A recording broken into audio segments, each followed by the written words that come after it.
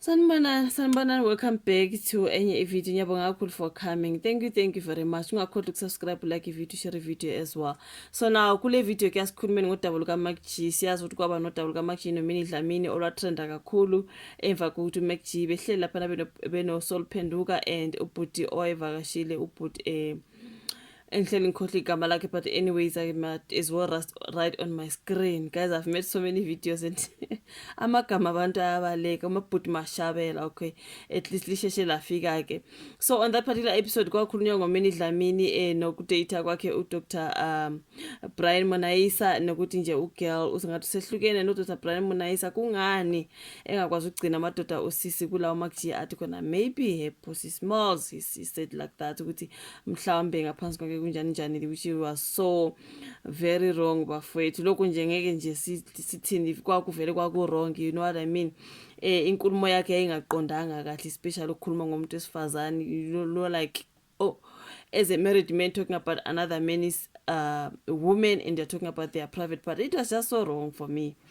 Khona nje ukusuggest ukuthi maybe kukhona la anuka khona, it is just so wrong, you know what I mean. So sabe sezwa futhi ukuthi uMinnie Dlamini uthe she's going the legal way, obviously yomvulela icala uMac G allegedly, that's what I heard. Kwaba nodaba ke lwe-DSTV, kwaba nodaba lwe-multi choice, kwaba nedaba ibaphi kanje abantu babengathi bayasiqhelanisa nje nenkulumo kaMac G bafowethu. Abantu bengathi bathi ama-podcast azoba senkingeni kakhulu ngoba ngendlela ke manje abantu abakhuluma ngayo, umuntu ukhuluma noma ngabe yini ayithandayo ngomuntu, esazi ukuthi kuthiwa oh it's a freedom of speech ntontoni, bese abantu ke bakhuluma inhlamba nakho konke bekulokhu kuthiwa freedom of speech. So ngiyacabanga ukuthi mhlawumbe umini usabhizi ke ngalelo cala likhona esakuzwayo, kodwa wayixolisile ke ubhuti Mac G, waxolisa kuMinnie Dlamini wabuye wamema lapha nohlelweni. I think I did leyo video. uMinnie Dlamini waphendula ngokuthi nje yena ke she's going the legal way, okay. So zolo lokhu bengizwe ke kuthiwa ke iDSTV isiyasiqhelanisa noMac G. I think kwakunama-podcast athile or ama-channel podcast athile ayiqokiwe lapha ukuthi azodlala ka-DSTV, something like that. Angazi DSTV channel blah blah blah, sengikhohliwe ke. But anyways ayiqokiwe lawo ma-channel. I think enye ngekalasizwe engiyikhumbulayo, ekalasizwe kaMac G, which one is another, akhona nje amanye ama-podcast obviously ayizosebenzisana no-DSTV. So ke emveni kwayo yonke lento asazi sizwa kuthiwa ke sebe basiqhelanisa noMac G. Mac G is fired allegedly, the way sizwa ngakhona Mac G fired by DSTV. Kusho ukuthi ke kulawo ma-channel or lawo ma-podcast ayekhethiwe ke ekaMac G ngeke asebenzisana ke no-DSTV, into ekanjalo. Bahamba ke noMac G okuthiwa ke uchithwa i-DSTV. Bakhona ke abaningi embabonile enkundleni zokuxhumana ke besithi ayibo phela kodwa ke uDSTV nguye odinga uMac G, hayi ukuthi the other way around, ukuthi mhlawumbe uMac G uyayidinga iDSTV. Abanye bethi hayi guys, kodwa uyayidinga le deal yona nje, ubeyidinga nje ngempela. But ke njengoba ke sebethenge ngeke bakwazi ukusebenza naye, maybe mhlambe ngendlela akhuluma ngakona, ngendlela ziningi izinto uMac G sayagxeka ukuthi uyazisho lapha ku podcast yakhe. Cabanga indaba zabo Amanda Dupo, it's just a whole lot man. AboMinnie Dlamini, ama-It Girls wonke njalo kwabiza ukuthi ama-It Girls, it's just a whole lot. So yeah man, angazi bafethu. Omunye uze wathi yena ke uMac G ngathi against abodade laba bangathi ba powerful. uMac G is always blasting them, something like that. So DSTV usethe hayi chabo ngeke sakwazi ukuqhubeka asebenzisane noMac G. So lana kuthiwa ke bahlukane phakathi abantu ngesinqumo se-DSTV ke sokuqeda ubudlelwano bayo ne-podcast and chill with uMac G. So ngoMashi kwenziwa isimemezelo sokuthi ama-podcast amaningi adume ku-YouTube asezodlala kuMzansi Magic nakuMzansi Wethu kusuka ngo-April, right. Ama-podcast abaliwe nje, okay. Kuthiwa ke kubalwa i-Piano Pulse, Against the Wall podcast with uSkim GP, Open Chats, Spreading Humors ne-Awkward Dates with uLasizwe. Iwona ke ayiqokiwe ke lawo ma-podcast ke manje ke sebethi uMac G ngathi sebezothanda ukuthi baphume kuyena. So izwe lenye lamaphepha esingisi ke aphuma ngesonto libike ukuthi ubudlelwano buyaphela kulandela umsindo ngenkulumo uMac G ayisho ngomethu lwezinhlelo aphinda abe umlungisi uMinnie Dlamini. I-multi choice ayikuqinisekisanga ke ukuphela kobudlelwano ngaphandle kokuthi isebenzisana ke ne-leading edge growth okuyiyo hlanganisa ke ama-podcast. Abantu sebebhizi lapha ka Twitter bathi hayibo uMinnie Dlamini khona umntana obudlelwana naye ka DSTV, that's why u-DSTV eziqhelanisa no-MacG. Hayi angazi ukuthi kuyiqiniso kangakanani lokho. I do not want to get into trouble. It's people on Twitter saying kwake kwashiwo nje ukuthi mina iDlamini yes. I do not know they got DSTV friendship relationship with whatsoever bosses. That's why sebekhetha ukuthi bahlukane no-MacG for what she said about uMinnie. Angazi mina. Allegedly. Kuningi shem.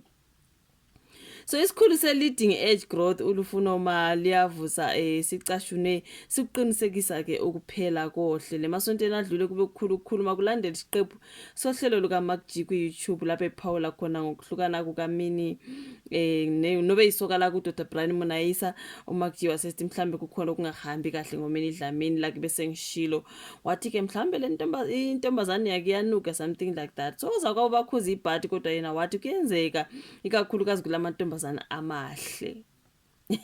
Hayi tozabo MacG yes izinto abazidiscussa lapha angazi lenkulumo ahlalanga kahle kwabaningi njengoba kwazi kwangenelela nosaziwayo namalungu eParliament siyakhumbula kwakuthiwa uMacG ngathi uzobizwa eParliament azochazisisa kahle udaba lwakhe lolo ngoba this is so wrong but I think iyagcina iphelele emoyeni leyo ngoba ngizange ngiyayibona isenzeka bafowethu hayi ngeke it was just a whole lot kodwa sisezwa ukuthi uMacG ugcineke exolisile wathina kwakungena inhloso uyazi asizitsho izinto ngoba sifuna ukuxipha abantu ngithanda nokumema uMinnie ngifuna ke ukumema ohlelweni wamukelekile ukuzohlelweni lento iqale ohlelweni nasiphethe ohlelweni wazama uxolisa washo njalo kodwa hayi mvele ukuthi axolise uMinnie Dlamini bengakaza out vo wakhipha istatement ke ethi uMacG uthume ummeli wakhe ukuthi axolise kodwa yena uzoqhubeka nokuthatha inyathelo zomthetho so ezinkundleni zokuxhumana abantu baphawulile ke ukhona othe kona i-DSTV idinga uMacG hayi ukuthi yena nguye oyidingayo waphinda wathi empeleni uMacG uyakwazi ukwenza iminyakazo uyakwazi okumele akwenze ukuze athole abalandeli abaningi because after all this wall backlash uMacG yena uyagain kuphela ugain ama-subscribe ugain ama-views uyakhulu uyaphambili khona okushiwo ngabantu ukuthi it's not like he's falling down whatever in fact he is rising okay uyakwazi ukumele akwenze ukuze athole abalandeli abaningi futhi ukwenzile i-DSTV kumele ibone ukuthi uMacG uyisebenzisele ababukeli bayo bekuyisenzo sebhizinisi that was someone else ngombono wakho omunye athi uthe aye uyazithanda izindaba ezinhle futhi kumele ke kuqedwe ngoMacG uthe iYouTube kumele ikhiphe isiteshi sakhe bakhona abangavumelana noMacG bathi iYouTube kumele amkhiphe akhiphe channel yakhe hayibo bafethu ukhona umyethu uMacG ubengayidingi iDSTV ngoba bekhona futhi ngenxa yokweseka